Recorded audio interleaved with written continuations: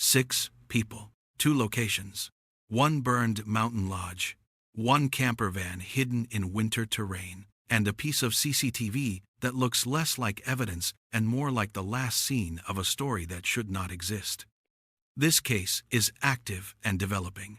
What you are about to hear is built from official briefings and multiple reputable news reports. Some details can shift as forensic work finishes and investigators release more information. Now, picture the setting. A mountain pass in western Bulgaria, snow on the ground, cold air that makes everything feel quieter than it should. Near Petrohan Pass, there is a privately owned lodge, large enough to host people for days, with rooms, halls, storage areas, even a basement. It is not just a building. Authorities say it functioned as a base for a nature protection group, an NGO known as the National Agency for Control of Protected Areas. 5 of the eventual 6 dead are linked to that group. The 6th is a 15-year-old boy, reportedly the son of a friend. Then comes the 1st of February 2026. Outside the lodge, cameras are running. In daylight, the footage shows all 6 together. Not running, not fighting, not hiding, talking, lingering, and then, one by one, they start to say goodbye. This is the moment that made the story explode across Bulgaria. Because on CCTV, this does not look like the beginning of a crime. It looks like an ending. After the farewells, the group splits. 3 leave the area, and a camper van is seen driving away. 3 remain behind, at the lodge. Hours later, the cameras capture something that changes everything. Flames. Smoke. The 3 who stayed behind are seen setting a fire inside the building. Investigators later say the blaze was deliberate, with no sign of an electrical fault or a broken appliance causing it. And then, the next day, the silence breaks. On February 2, emergency services receive a call about a fire and bodies near the Petrohan Lodge. When authorities arrive, they find 3 men dead. All 3 have gunshot wounds to the head.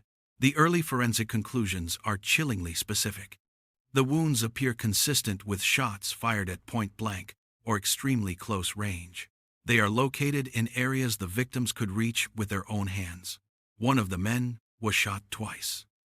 Near the bodies, investigators find firearms and spent cartridges. DNA analysis, according to officials, shows only the DNA of the deceased on the weapons. That combination matters. Close-range shots. Weapons at the scene. DNA matching only the dead. It does not automatically solve anything, but it strongly narrows the field. It pushes investigators toward a brutal possibility that what happened here may not require an unknown attacker, that the danger might have been inside the lodge. At a press conference, a senior police official describes the case as without comparison in Bulgaria. Prosecutors publicly state their main working versions: murder, followed by suicide, or suicide. But the case is not finished, because the footage also shows 3 people leaving in that camper van, and for days, those 3 are missing. Here is where the story becomes even stranger. Investigators say the camper did not travel along major roads that are usually monitored. It appears in cameras from villages along the way, and then fades back into the landscape. At the same time, authorities say that the electronic devices inside the camper were switched off, making the vehicle harder to track. Police search places connected to the group, including locations they were known to use for cave exploration. Then comes February 8. In the Okolchitsa Peak area, about 100 kilometers from Sofia, authorities find the camper van. Inside are 3 more bodies. 2 of the dead are adult men, one aged 51 and one aged 22. The third is the 15-year-old boy. All have gunshot injuries, and officials say the shooting happened inside the vehicle. At that stage, authorities report no clear sign of shots fired from outside. So now Bulgaria has 2 scenes. Scene 1. A lodge at Petrohan, partially destroyed by a deliberate fire, 3 bodies outside, close-range gunshots, weapons nearby, and DNA on the weapons belonging only to the deceased. Scene 2. A camper van near Okolchitsa Peak. 3 bodies inside, gunshots, and no obvious evidence of an external firefight. 6 dead, and the evidence keeps pointing inward. But there is another layer to this case, and it is the layer that makes it feel like a mystery people cannot stop watching. The group itself. Authorities describe the organization as devoted to nature protection.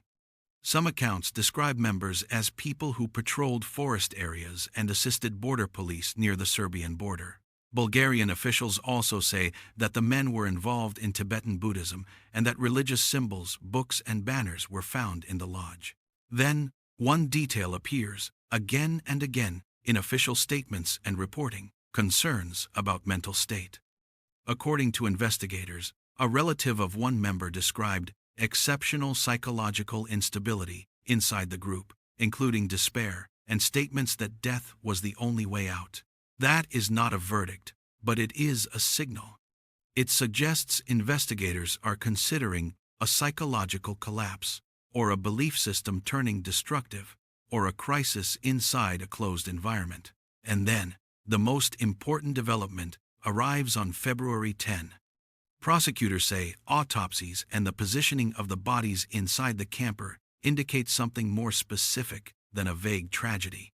Their assessment points to 2 consecutive murders, followed by a suicide.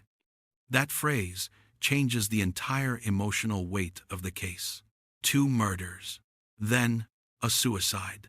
Not 3 people dying together in the same way. Not a single moment of shared despair. A sequence. Authorities also release more concrete details about the weapons in the camper. They report that cartridges and projectiles were recovered, and that at least one of the firearms connected to the shooting was a Colt revolver, with an additional Glock pistol found in the vehicle. Officials state that these weapons were legally owned, and they point to multiple firearm permits among members of the group, including authorization for a significant number of registered firearms in at least one case. Investigators continue ballistic work and DNA testing, and they seize digital devices from the camper, including mobile phones and a laptop, for forensic examination. At this point, the case stops being only a mystery of what happened. It becomes a mystery of why. Because even if you accept the official working versions, you still face a question that refuses to go away. Why burn the lodge? If the lodge deaths were self-inflicted or a murder-suicide chain, why set fire to the building at all? Fire is not just destruction. Fire is also a message. Fire can be panic, or it can be planning. It can be an attempt to erase evidence, or an attempt to erase a place, or an attempt to end a chapter so completely that nothing can ever return. Officials say fire experts are examining the blaze, while investigators review surveillance footage and analyze digital records and traffic data to reconstruct movements. They also state that witnesses, including minors and relatives, have been questioned. According to Bulgaria's news agency, investigators ordered 18 expert examinations and questioned 15 witnesses as the case unfolded. But outside the investigation, a second story is happening in real time. The story of rumors. The case becomes so intense that Bulgarian media clarifies claims spreading online, including allegations of additional vehicles traveling to the lodge that night. Officials respond by pointing to CCTV coverage of the access road and stating that only 2 SUVs belonging to the group approached the lodge at a specific time, while other vehicles may have passed along the road without turning toward the lodge. Another sensitive element appears in the reporting. Authorities say there was an earlier alert that included allegations of abuse involving a minor connected to the lodge. Prosecutors state that these claims were not established during the investigation, citing lack of cooperation from the child's relatives and parents. In other words, the allegation exists in the record as an alert, but officials say it is unproven based on what they could investigate. And then there is the counter-narrative, voiced by some people close to the dead. Some relatives reject the idea of a collapse inside the group. They claim the victims must have witnessed something criminal, especially in border regions where smuggling and illegal logging are known concerns, and were killed because of it. This is where the case becomes a perfect storm for public obsession. On one side, the official version leans toward internal explanations: suicide, murder-suicide, a closed group with signs of psychological instability, legally owned weapons, no confirmed presence of outsiders at the scenes, and evidence that strongly narrows who handled the guns. On the other side, you have people close to the victims saying, no, this was professional, this was external, they saw something, they knew something, they were silenced.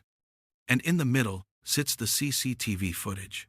6 people saying goodbye, 3 leaving, 3 staying, a fire. That footage is not just evidence. It is a psychological trap.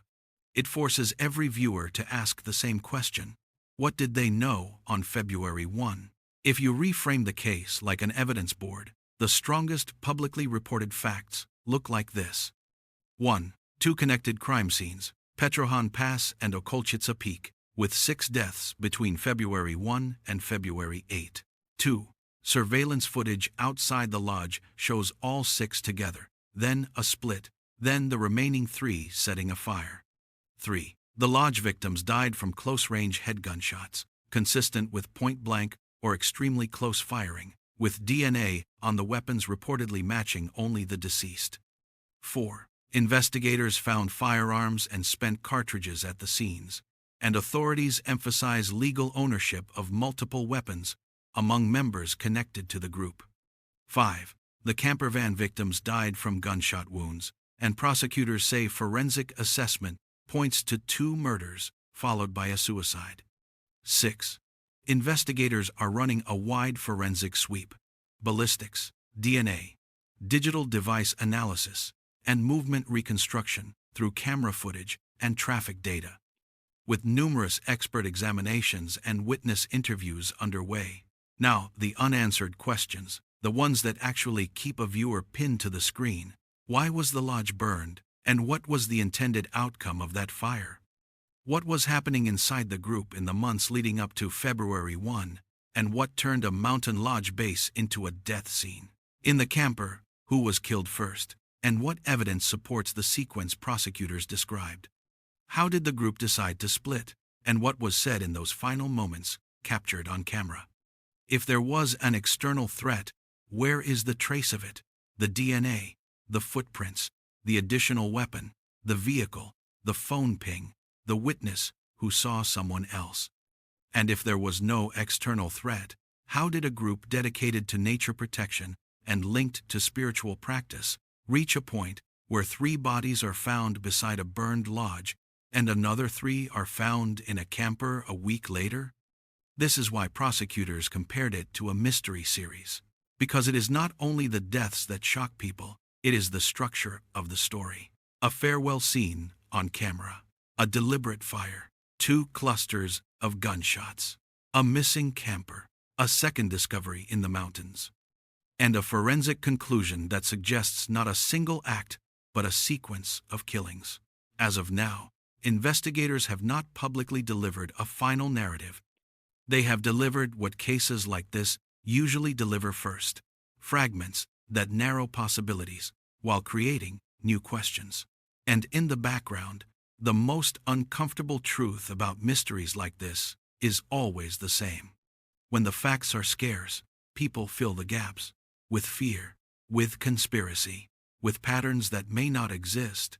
So if you want the honest ending to this chapter, it is this: there is no clean ending yet. Only an official investigation trying to convert CCTV frames, shell casings, and phone data into a timeline that holds up in court. Only families trying to decide whether to believe the worst about a loved one or to believe the world is worse than they imagined.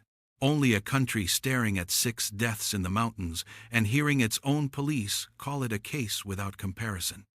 When new forensic results, ballistic conclusions, or digital evidence becomes public, the story could snap into focus. Or it could become even darker. And the most terrifying possibility is that the CCTV farewell was not the beginning of the mystery. It was the last warning we will ever get.